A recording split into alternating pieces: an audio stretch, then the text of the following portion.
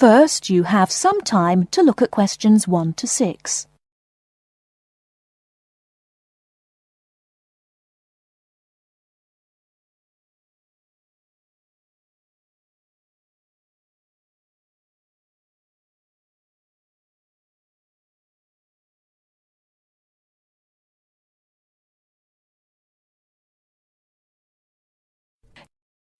Okay, everybody, welcome back to the new term. I hope you've all had a good break and that you're keen to start on your research project.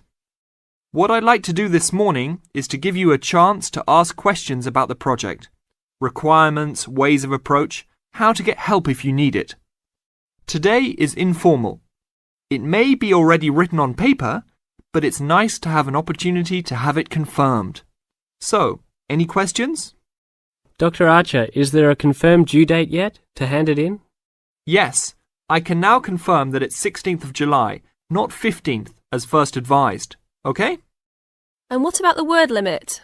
Well, there is some flexibility on this, but in general it's 8 to 10,000 words. Ah, I see.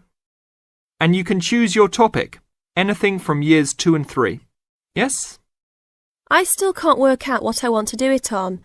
In that case, you should see your course tutor to agree on your final topic, and you should also be aware that there is special assistance available at the library on library resources if you need help on that. Can I just check on the deadlines for everything?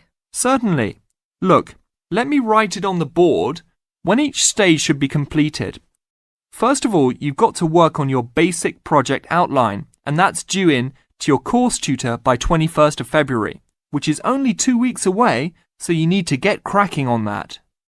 Do we have to include a full reference list by then too?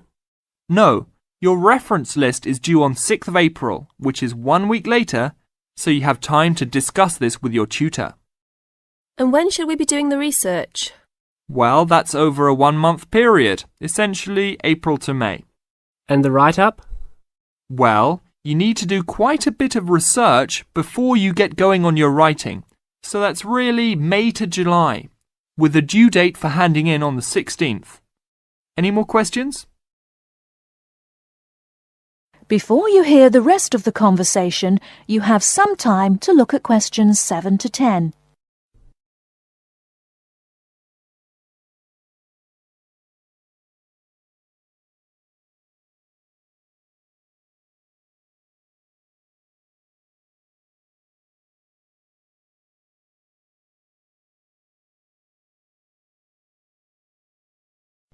Now listen and answer questions 7 to 10.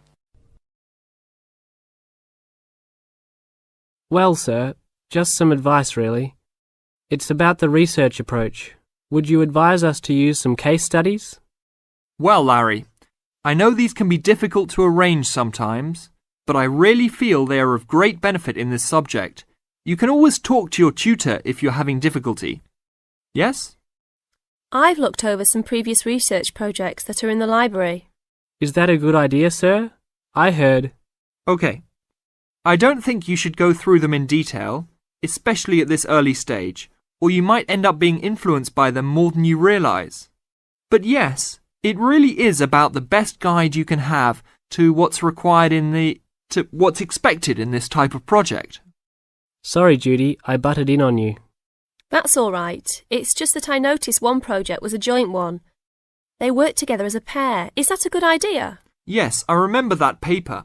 Working in a pair can have some advantages, but to be frank, this is meant to be an individual project, so it's best to work on your own.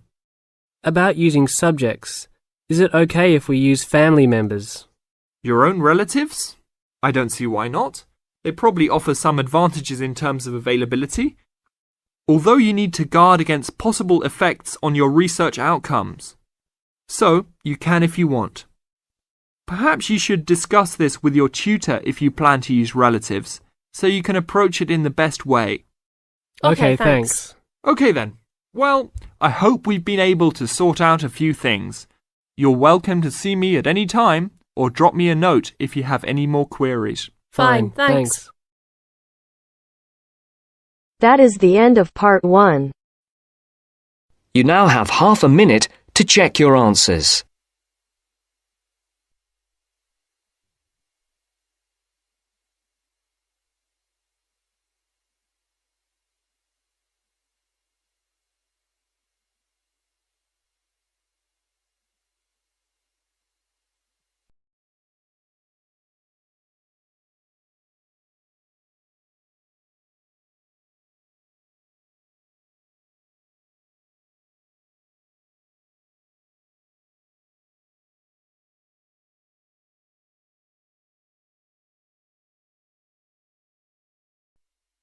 Now turns to Part 2.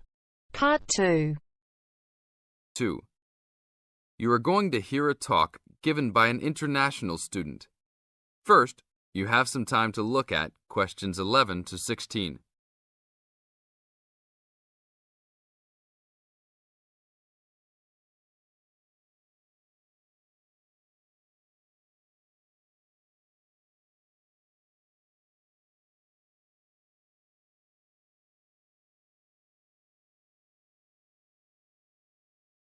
Now listen to the tape and answer the questions. As an international student coming from Sierra Leone, it gives me great honor to give these opening remarks and welcome you all to Ashesi University, where excellence is the code.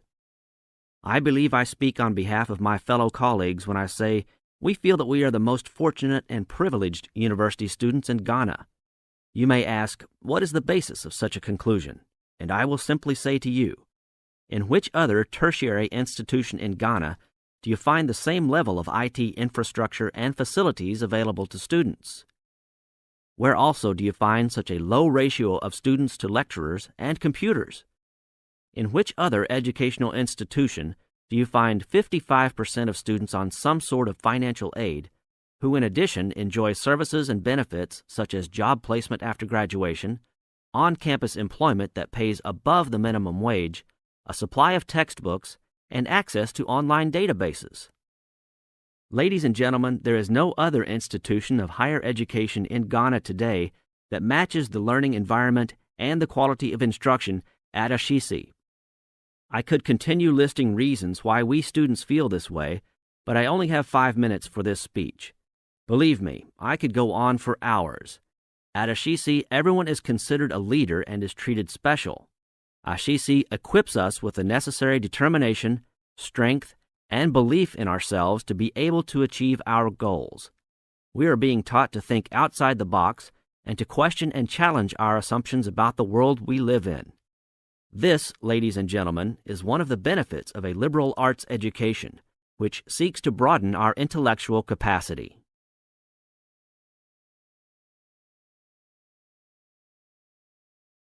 Now look at questions 17 to 20.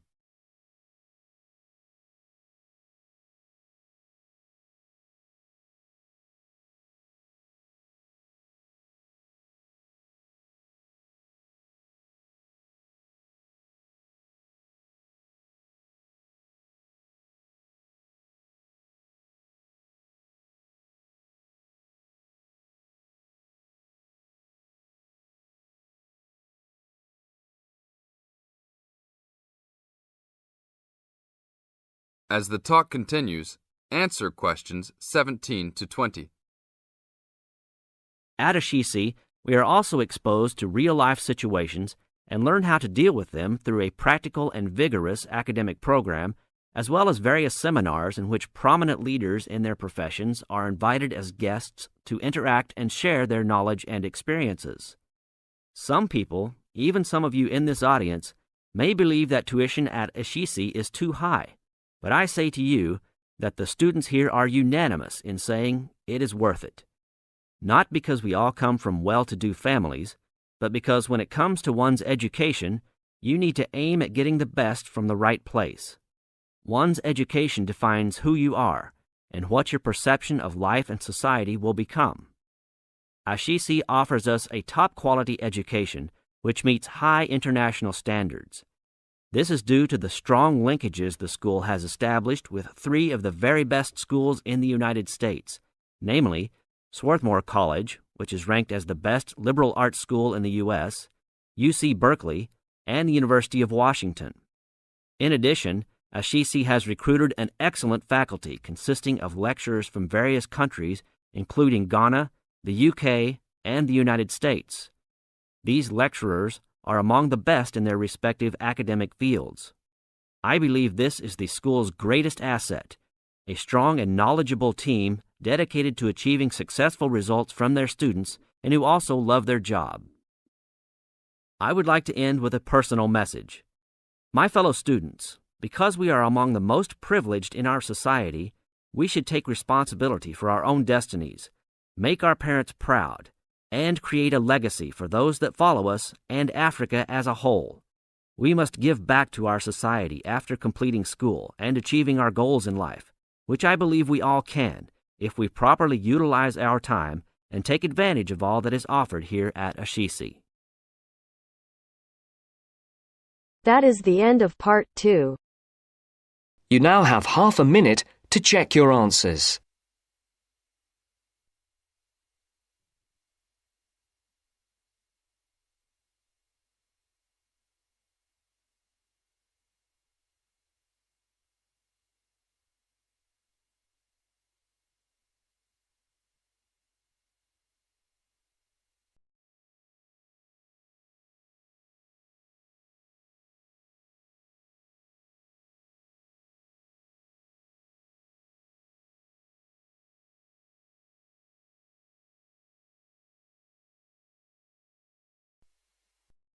Now turns to part 3. Part 3. You will hear a conversation between two students who will discuss a project they're working on together. You have 30 seconds to look at questions 21 to 27.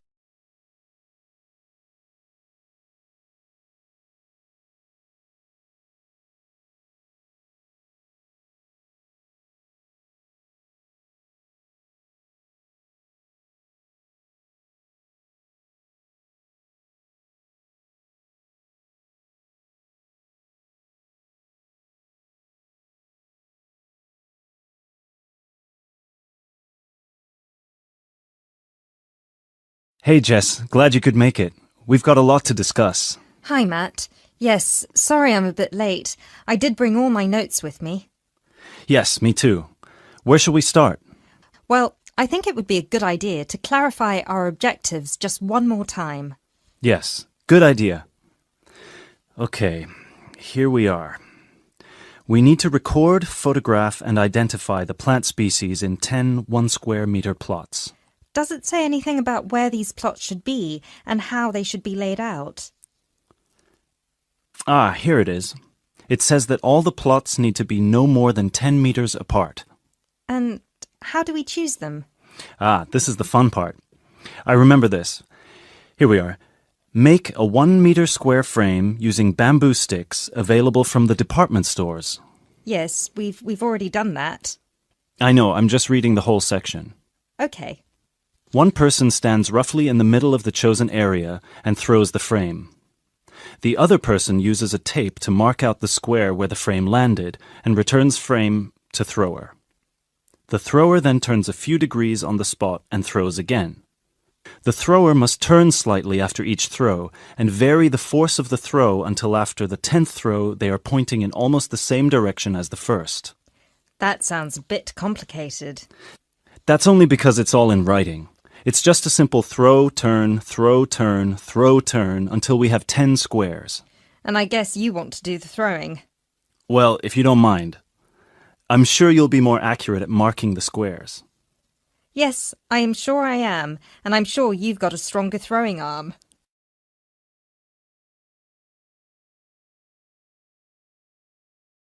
You now have 30 seconds to look at questions 28 to 30.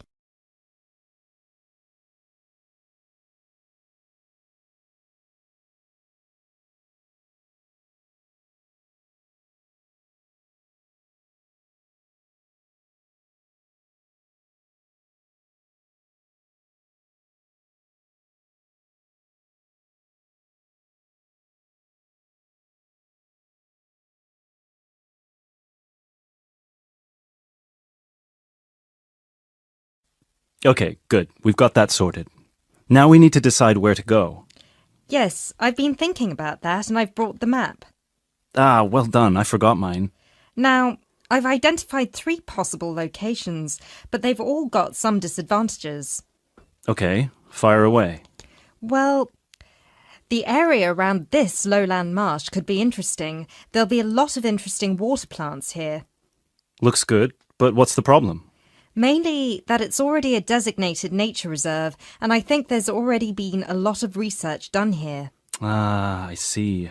Well, I'd rather do something that's new and can be useful.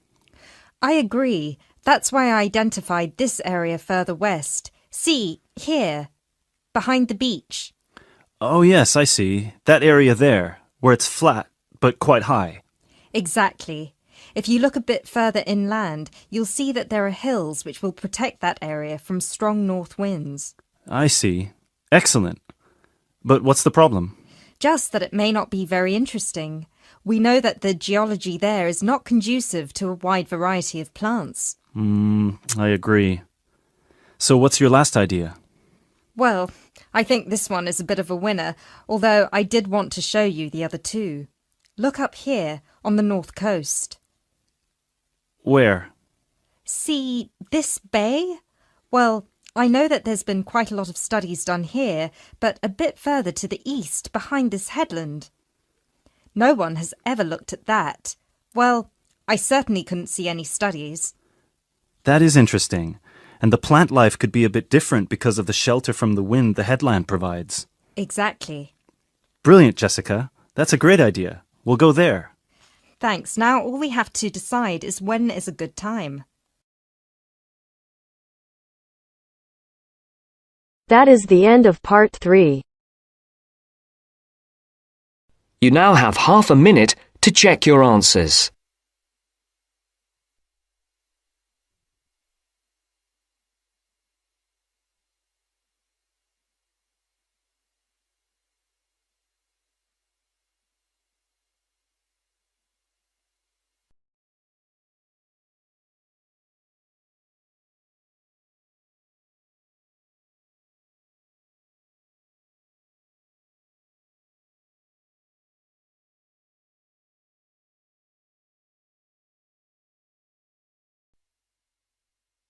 Now turns to part 4. Part 4. You are going to hear a lecturer giving a talk on a type of fundraising for business called crowdfunding. First, you have some time to look at questions 31 to 40.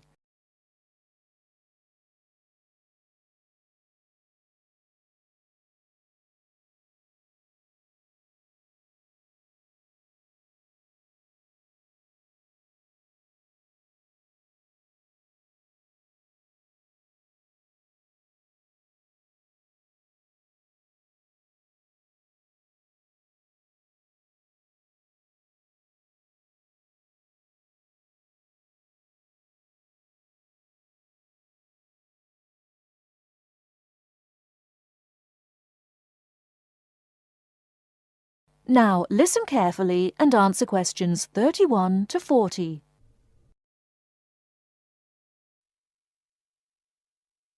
Good morning, everyone. Today, we're continuing our look at funding opportunities for small startup businesses. The emergence of social media has given companies the ability to connect with fans and potential customers directly. On the back of the growth in social media, a model of raising finance has emerged known as crowdfunding. This revolutionary way of raising finance began with micro-lending in the 90s. More recently, an equity-based model has emerged that allows people to invest directly in a new company. We're going to examine this in more detail later, but let's turn first to a third model, which I'll term a fan-based model. With this model of crowdfunding, individuals are encouraged to give an amount of money to support the launch of a project or initiative without the promise of any financial return. Instead, there's a reward for donating. This contrasts with the micro-lending model, which would require a return on investment, and the equity-based scheme, which may offer shares. Crowdfunding portals or websites allow the business concerned to present the initiative along with the financial target required.